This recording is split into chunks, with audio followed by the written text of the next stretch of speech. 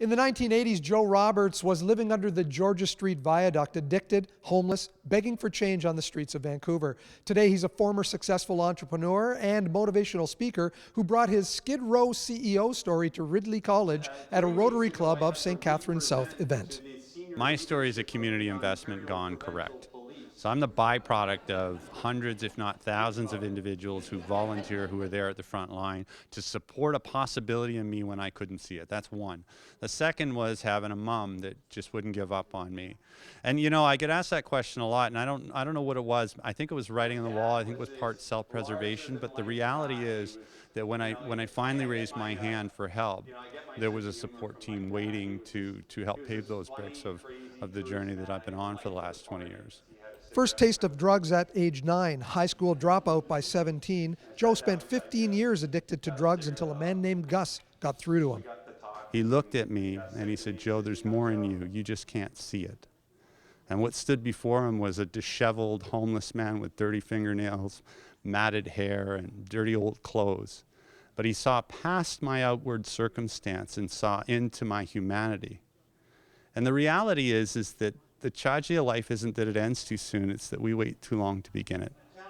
Joe Roberts calls himself one of the greatest failures that ever found success, and his philosophies resonated with the crowd at Ridley College.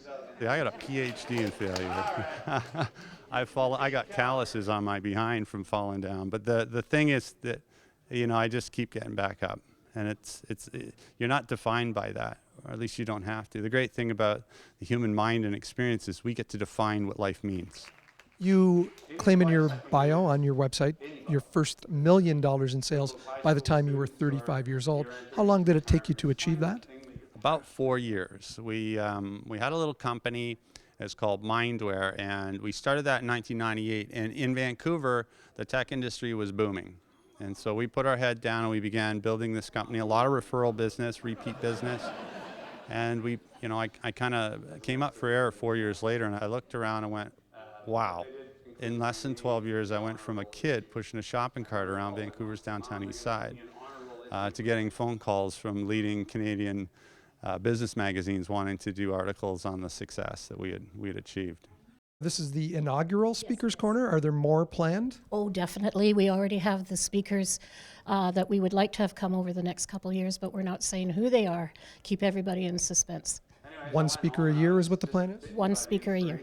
And what is your goal to get across for all of these speaking engagements? What we want to do is the money that is raised through Speakers Corner is going to help the different projects locally and internationally that the Rotary Club of St. Catharines South champions here in Niagara and across the globe. Now, you have something going on right now, and this talk is almost a prelude to something called Push for Change. Can you describe that for me? So 4 years ago, my business partner and I, Dr. Sean Richardson, concocted a national engagement strategy to bring light to youth homelessness in Canada. And Sean said, "Joe, if you want to raise awareness and get people to back," he says, "why don't you do what Canadians do to inspire other Canadians and walk across the country?" And he said, better yet, he said, "Why don't you push that symbol of homelessness, a shopping cart, from coast to coast? It's the thing that you're trying to avoid for young people to end up where you were." And so I like that idea, and so we went out and we built a shopping cart. We formed a charity called the Push for Change, and in 211 days from today, we'll commence a 9,000-kilometer walk from coast to coast. Joe Roberts will start his Push for Change on May 1st, 2016, with plans to be back in Niagara the first week of November. Reporting for The Source at Ridley College, I'm Mike Balsom.